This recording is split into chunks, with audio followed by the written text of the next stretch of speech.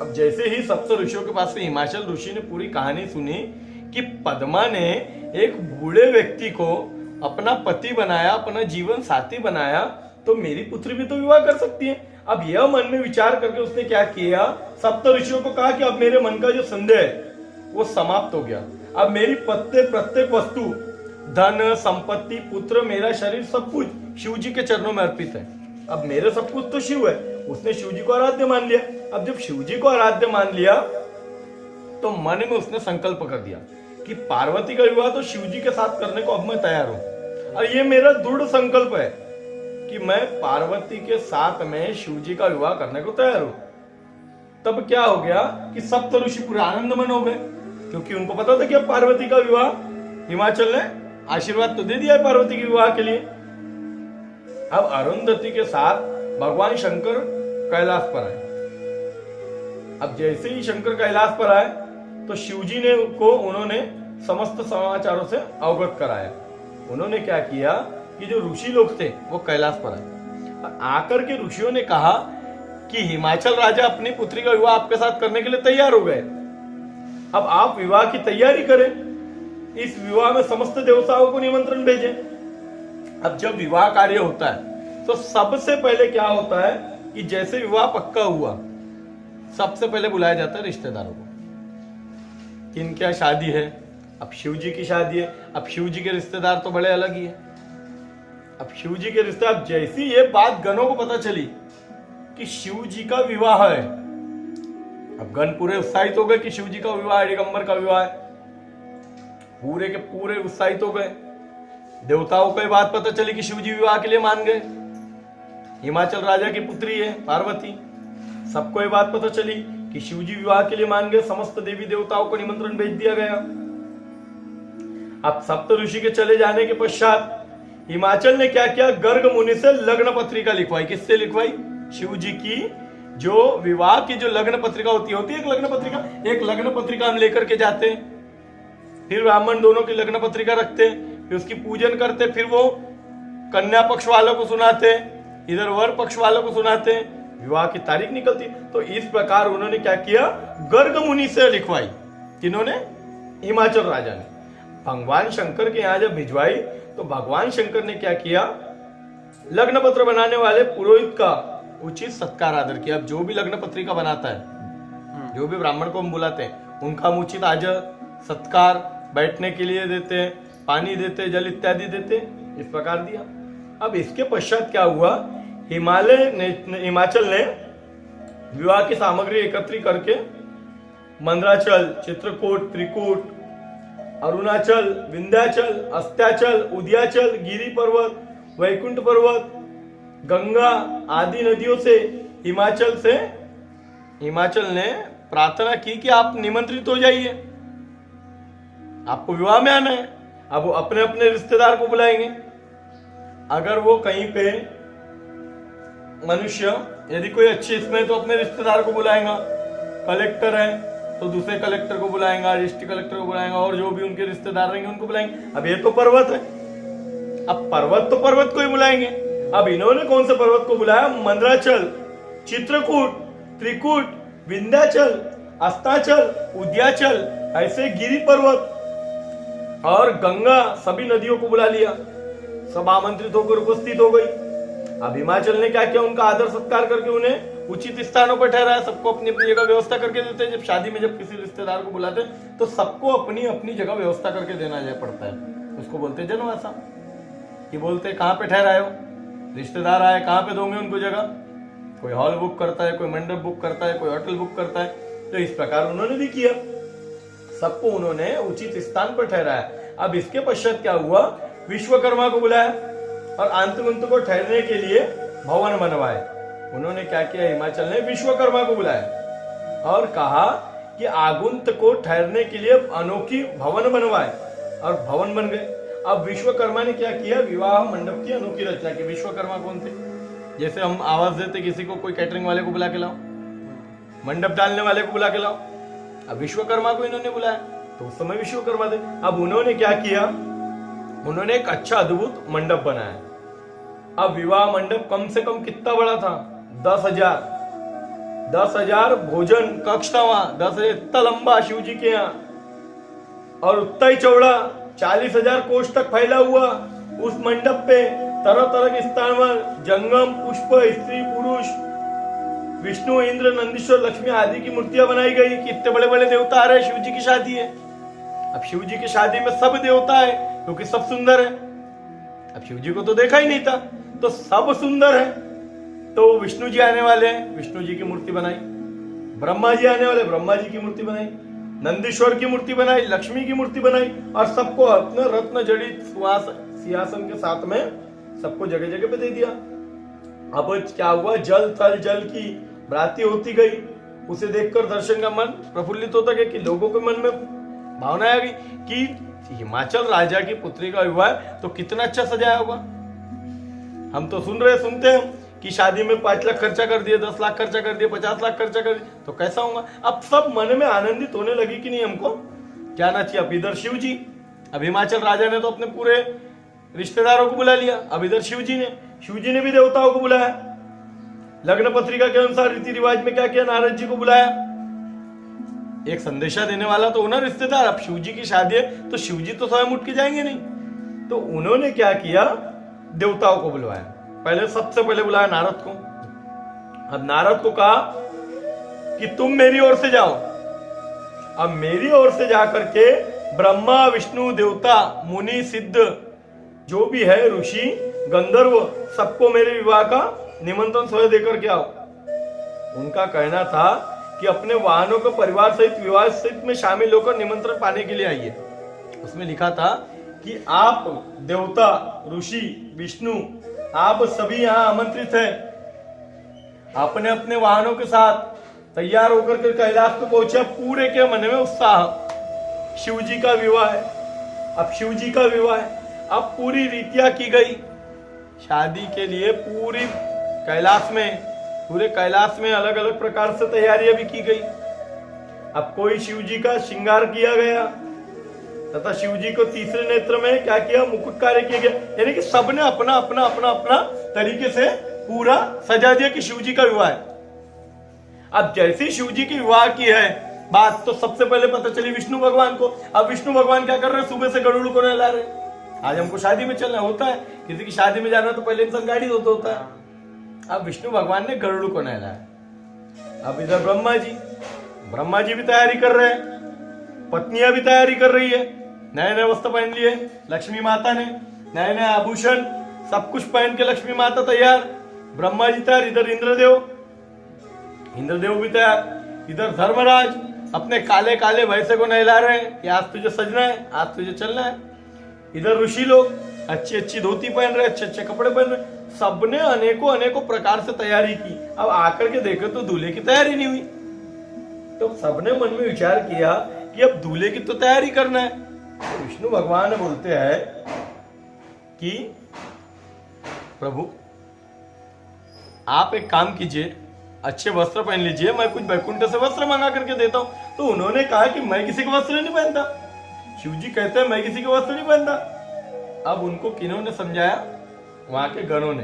प्रभु अपनी घर की बात अलग है, आप तो यहाँ दिगंबर है, आप यहाँ नग्न अवस्था में रहते हो, हम लोगों के बीच में रहते हो, तो वो बात एक अलग है। अब आपका विवाह तय हुआ है, हमें किसी दूसरे के घर में जाना है, अब तो कम से कम अच्छे कपड़े पहन लीजिए।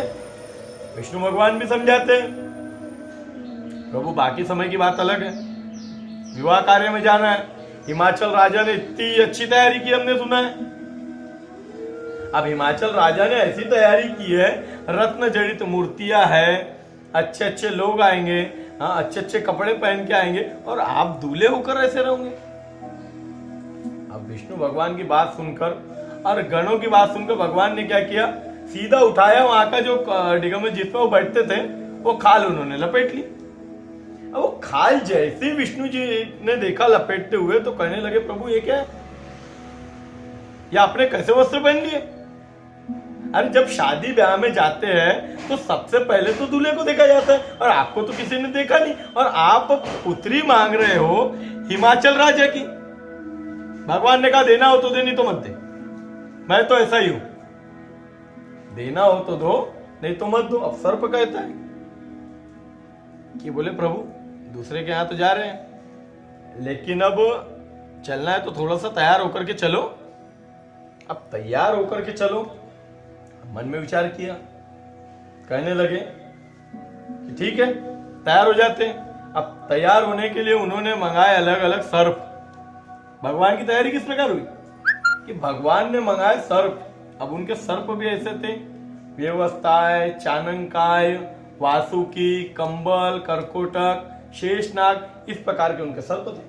अब उन्होंने क्या किया, एक सर्प का बनाया जनव। शिव जी ने बनाया एक सर्प का जनव, और एक सर्प का जनव बना करके 2 सर्प को डाल दिया कानों में। अब पूरे देवता मन में विचार करने लगे कि हिमाचल राजा की पुत्री का विवाह है, हमें विवाह कार्य में जाना है, और शिव जी किस प्रकार तैयार हो रहे हैं। अब मन में बहुत सा विचार आया, बहुत सी बातें करने लगे देवता आपस में, शिव जी को कौन समझाए, शिव जी को कौन समझाए। अब कानों में डाल लिए नाग, गले में नाग, कमर में जो कपड़ा था जो लपेटे थे बारंबार बार बार उतर रहा है, बार बार उतर रहा है। भगवान उसको बार बार सही कर रहे हैं। अब फिर भी विष्णु जी ने समझाया कि प्रभु भोलेनाथ महादेव, कम से कम कि ये वस्त्र बार बार निकल रहा है, एक वस्त्र तो पहन लो। भले आप अपना श्रृंगार अपने हिसाब से करो, लेकिन आप कम से कम ये वस्त्र तो पहन लो। तो उन्होंने क्या किया, एक सर्प को लिया और एक सर्प को बांध दिया, और सर्प को बांध करके कहा कि बिल्कुल निकलना मत, बिल्कुल निकलना मत। अब सर्प ही बोलता है जी प्रभु आपकी आज्ञा का पालन करूंगा। सर्प भी रहने लगा। अब सर्प आ गया, पूरे कुंडल लगा लिए, बोलते अब किसी के यहाँ जा रहे कम से कम पाउडर तो लगाना पड़ेगा।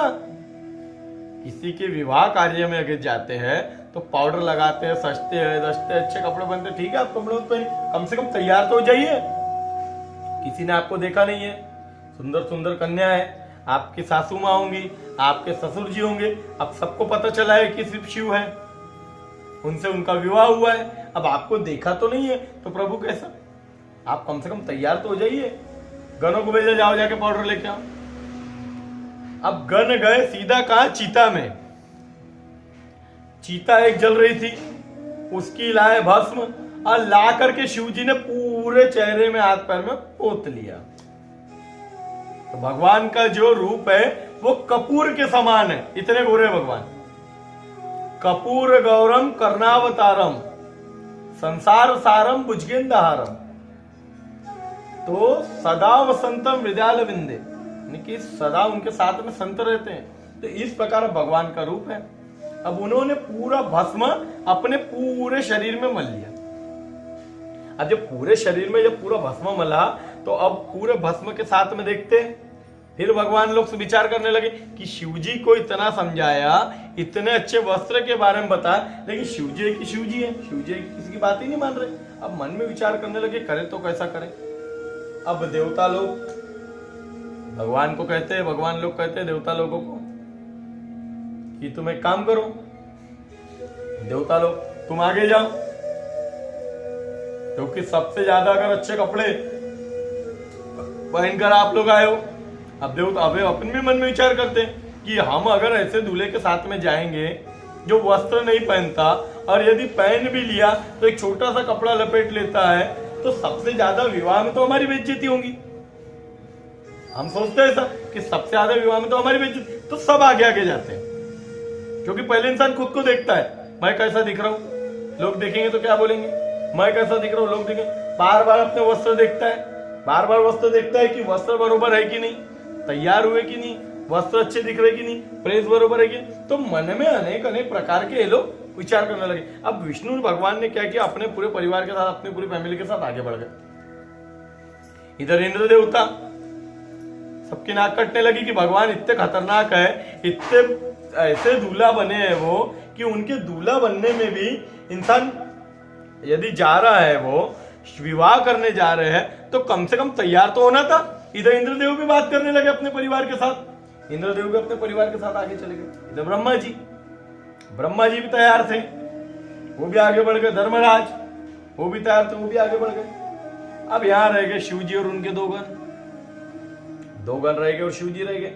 अब शिव जी और गण दोनों रह गए, अब दोनों मन में विचार करने लगे। शिव जी कहते हैं कि पूरे जितने थे सब आगे चले गए, अब 2 गण और हम बचे। तो वो कहते हैं, गण लोग कहते हैं कि प्रभु बराती तो आपके बहुत है जो आपके साथ में रोज रहते हैं, बरातियों की आपको कभी नहीं है, लेकिन सब प्रभु आपके डर के मारे छुप करके बैठे हैं, सब आपके डर के मारे छुप करके बैठे हैं कि भोलेनाथ, यदि हमारा जब इनका विवाह हुआ भोलेनाथ का, तो इन्होंने हमें आमंत्रित नहीं किया। हम पूरे दिन इनके साथ में रहे और इन्होंने क्या किया, शादी में देवताओं को बुलाया, ऋषियों को बुलाया, राजाओं को बुलाया, लेकिन हमें नहीं बुलाया। बोले प्रभु सब बड़े दुखी है, सब बड़े चिंतित है, और आपका भय कि आपका विवाह है, पुत्री भी आपने हिमाचल राजा की मांगी है, क्या अरेंजमेंट होगा वहां, क्या तैयारी होगी। अब भोलेनाथ मन में विचार करने लगे और कहने लगे कि तुम बारात में अपने बारातियों को लेकर के आओ। अब जैसे ही अपने बारातियों को लेकर के आए, अब जैसे ही बारातियों को लेकर के आए, तो जो गण थे सिंगी, उन्होंने जोर से चिल्लाया, नरसिंगी शिंगी, नरसिंगी शिंगी, हर हर महादेव, हर हर महादेव, हर हर महादेव। इतना चिल्ला कि पूरे गण आ गए। अब गण कहां से आ रहे हैं, भगवान के बाराती कैसे वहां पे, लंबे नाक वाले, ऊंचे नाक वाले, किसी का मुख नहीं है, किसी के है तो हाथ पैर ही हाथ पैर है, किसी के दांत नहीं है, किसी का चेहरा नहीं है, कोई एक हाथ वाला है। अब पूरे जगह से भूत आ रहे हैं, कहां से, कोई जापान से आ रहा है, कोई पंजाब से आ रहा है, कोई महाराष्ट्र से आ रहा है, कोई आ रहा है इटली से, कोई आ रहा है चाइना से, कोई आ रहा है चीन से।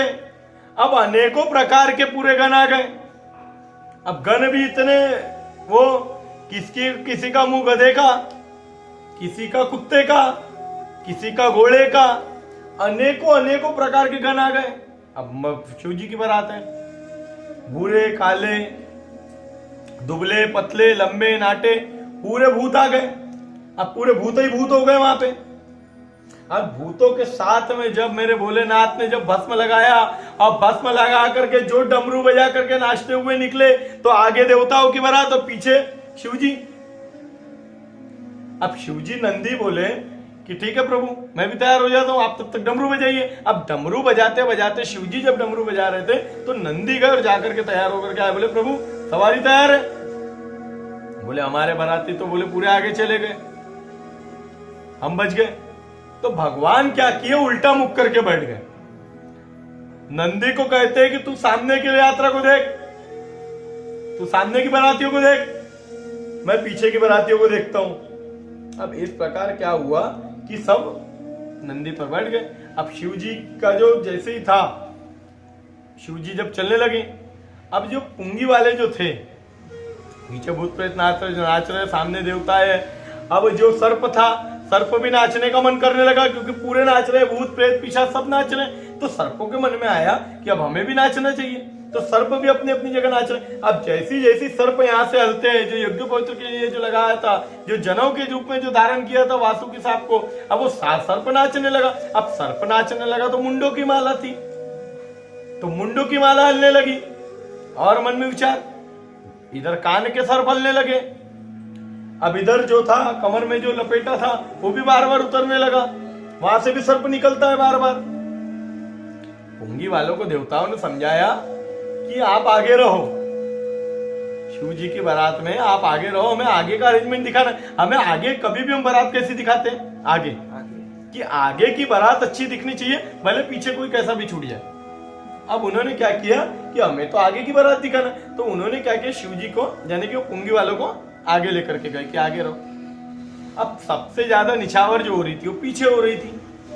अब पुंगी वाले क्या करते, पुंगी वालों की एक आदत बड़ी अच्छी होती है, जहां ज्यादा पैसे दिखे या बैंड वालों की, वो वहीं आएंगे बार बार, चाहे उनको कितना भी आगे सरकाव रहते हैं, कोई आगे हो जा भैया, आगे हो जा, आगे हो जा, आगे किया, फिर पुंगी वाले घूम करके पीछे आ जाते थे, पुंगी वाले फिर घूम करके पीछे आ जाते थे, फिर उनको उठाया, फिर आगे किया। अब फिर वो निकल रहा है बार बार, तो भगवान समझाते उस सर्प को कि भैया कम से कम इज्जत तो कर ले, तुम्हारे बोलने पे तो मैंने ये पहना है। तुम्ही ने कहा था ना कि तुम तो हमारे बीच में दिगंबर रहते हो, कम से कम हमें दूसरे का जाना है, आज तो वस्त्र लपेट लो, अब वस्त्र तो लपेट लिया, अब तुम तो कम से कम मेरी इज्जत रख लो। भगवान समझाते सर्प को, तुम तो इज्जत रख लो। बोले प्रभु मेरी कोई गलती नहीं, सब लोग नाच रहे, आपने मुझे अब बांध लिया, मेरी भी नाचने की इच्छा है, मेरी भी नाचने की इच्छा है। प्रभु कहते हैं कि ठीक है तेरी नाचने की इच्छा है, लेकिन मेरी भी तो इज्जत है। अब इतने लोग हैं, सामने देवताएं जा रहे हैं, उनकी पत्नियां हैं, सब सज धज कर चल रहे हैं, हम लोग पीछे चल रहे हैं, तो कम से कम मेरी इज्जत तो रखो। तो बोले प्रभु ये पुंगी वाले का आगे करो। अब पुंगी वाले को विष्णु जी को बोला, विष्णु जी इधर आओ, ब्रह्मा जी इधर आओ, ये क्या बार बार तुम्हारे पुंगी वाले इधर ही आके पुंगी बजा रहे, इनको आगे करो। विष्णु जी ने उठाया, फिर पुंगी वाले को बोला आप आगे रहना, बिल्कुल पीछे नहीं आना। दोनों को उठा करके आगे किया। फिर 5 मिनट हुआ, फिर थोड़ी बारात चली, फिर बारात चलते थे, फिर से पीछे आ गए, फिर सर्प निकलने लगा। अब विष्णु जी दोनों तरफ बारात में विष्णु जी खड़े हो गए 5 मिनट के लिए कि मैं यहां पर रहता हूं, तो पुंगी वाले आएंगे नहीं। अब पुंगी वाले आ नहीं रहे। अब पुंगी वालों ने जैसे ही देखा कि उसके बाद में जब पुंगी वालों ने देखा कि पीछे बारात, भूत प्रेत पिशाच नंदी शंगी अलग अलग दिख रहे, किसी का सर नहीं किसी की मुंडी नहीं, तो वो थोड़ा सा डर के मारे अब आगे रहने लगे देवताओं के साथ में। अब हिमालय की जो पत्नी है, हिमालय पर्वत के साथ जो उनकी जो पत्नी थी हिमाचल पर्वत की मैना देवी, वो सोचने लगी कि शिवजी ऐसे कैसे सुंदर, इतने सुंदर दामाद मिले मुझे। अब मन में विचार करने लगी कि इतने सुंदर दामाद है तो इतनी व्यवस्था ये है, तो इतने व्यवस्था के साथ में आ रहे होंगे। अब मन में शिवजी को मिलने की उसने इच्छा से बुलाया, मन में विचार करने लगी कि मुझे अब शिवजी को देखना है। अब मैना ने क्या किया, शिवजी को देखने की इच्छा वो जताने लगी। अब जब वो शिवजी को देखने की जब वो इच्छा जताने लगी, तो सबसे पहले जैसे उसने देखा तो अप्सराएं नाच रही है। विष्णु जी ने किया था पूरा बारात का अरेंजमेंट, ब्रह्मा जी ने किया था पूरा बारात का अरेंजमेंट, इंद्रदेव ने किया था। तो अब इंद्रदेव की सभा में सबसे पहले अप्सराएं नाचने लगी। अब अप्सराओं को जैसे देखा तो मैना देवी के मन में आया कि जरूर मेरा दामाद कहीं ना कहीं का तो बड़ा राजकुमार है। अब जैसी अप्सरा नाचते तो सबसे पहले देखा इंद्र देवता को, तो सबको बताने लगी, बताते हैं इंसान अपनी देवरानी जिठानी सबको मेरा दामाद है, मेरा दामाद है, मेरा दामाद है, तो सबको बताने लगी कि ये मेरा दामाद है। जैसे इंद्र देवता को देखा कि ये मेरा दामाद है, इतना सुंदर, तो मन में वो देवरानी जिठानी भी विचार करती है इतना सुंदर दामाद मिला, इसको इतना सुंदर दामाद है, तो मन में विचार करने लगी कि ये मेरा दामाद है। और जैसे हार लिया और कहती है कि ये दामाद है। अब जैसे ही इंद्रदेव को देखा तो इंद्रदेव कहते नहीं नहीं नहीं, मैं तो उनका एक छोटा सा दास हूं, महादेव तो आने के, वो तो पीछे आ रहे। उसे लगा कि दास जब इतना सुंदर है तो राजकुमार कितना सुंदर होगा जो मेरी पुत्री ने उनके खुद के लिए पसंद किया है। और मन में इच्छा, उतने में आ गए विष्णु जी। अब विष्णु जी देखे तो विष्णु जी के साथ में भी बारात, विष्णु जी की बारात भी है, विष्णु जी आ रहे गरुड़ पर। कहती ये तो मेरे दामाद है, ये तो पक्का मेरे दामाद है, इतने सुंदर मेरे ही दामाद है, मेरी पुत्री को यही मिला कि इतने सुंदर दामाद मिल गए। अब और बताने लगी कि ये मेरा दामाद है, ये मेरा दामाद है। तो जैसे हार लिया फिर वो कहते कि नहीं, बोले शिवजी तो पीछे आ रहे हैं। फिर मन में उसकी और व्याकुलता और जागने लगती है कि ये दो इतने सुंदर है तो वो कितने सुंदर होंगे, शिवजी कितने सुंदर होंगे।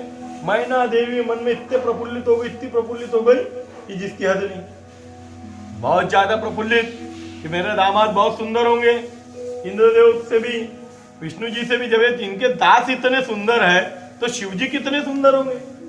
अब शिवजी तो शिवजी है। अब जैसे ही शिवजी को उन्होंने देखकर, जैसे शिवजी को देखा किसने, मैना देवी ने। कौन थी मैना देवी? हिमाचल की पत्नी। जैसे ही देखा तो शिवजी के 5 मुख, 10 भुजा और विरूप शरीर, पूरी भर भस्म लगी हुई है, पूरे भस्म लगी हुई है। अब शिवजी को देखा, भस्म लगी है, 5 मुख है, 10 भुजाएं है, वस्त्र भी नहीं पहने और जटाएं है, गंगा है। तो जब शिवजी को देखा तो मैना देवी इतनी जम के डर गई कि डर करके मूर्छित होकर जमीन पर गिर गई। क्योंकि जब भगवान श्री कृष्ण का जब जन्म हुआ था, नारायण का जन्म हुआ था, तो इस प्रकार क्या किया था, शिव जी ने एक बार सोचा कि मुझे नारायण से मिलना है। जब उनका जन्म हुआ, अब जन्म हुआ तो वो सबसे पहले गए यशोदा के घर। अब यशोदा के घर में गए तो यशोदा के घर में जाकर के जाने के पहले तैयार हो रहे थे। अब तैयार हो रहे थे, नए वस्त्र वगैरह पहन रहे थे, तो एक गण ने बोल दिया, सर्प ने बोल दिया, बोले प्रभु हम वहां जाएंगे तो वो दिखावा हो जाएगा कि आप नारायण से मिलने गए, करके आप तैयार हुए, करके आप तैयार होकर के नारायण से मिलने जा रहे हो। तो कहते हैं प्रभु आप जैसे हो वैसे ही चलो, आप जैसे हो वैसे ही चलो, आपको नारायण से तो मिलना है, हमें कोई दिखावा करने थोड़ी नहीं जाना है। अब क्या छोटा मुंह प्रभु बड़ी बात, आपके बीच में बोल नहीं सकता, बोलूंगा तो आपका क्रोध है। भगवान शंकर कहते हैं कि तू ही मेरा सच्चा मित्र है, तू मेरा सच्चा मित्र है जिसने मुझे इससे अवगत कराया है, तू मेरा सच्चा मित्र है। मैं तेरी बात मान करके अब तू भी मेरे साथ चल, मैं तो तुझे छोड़कर जाने वाला था नारायण से मिलने। अब गए, सर्प भी आ गया, सर्प लपेट लिया भगवान ने, कुंडल में सर्प लपेट लिए, शरीर में सर्प लपेट लिए, भस्म लगा लिए, जटाएं बड़ी बड़ी। अब जा करके जाते हैं यशोदा माता के घर। अब यशोदा के घर में गए तो नारायण अंदर से। अब जैसे ही यशोदा के घर में गए तो जाकर के कहते हैं भिक्षाम देई, भिक्षाम देई।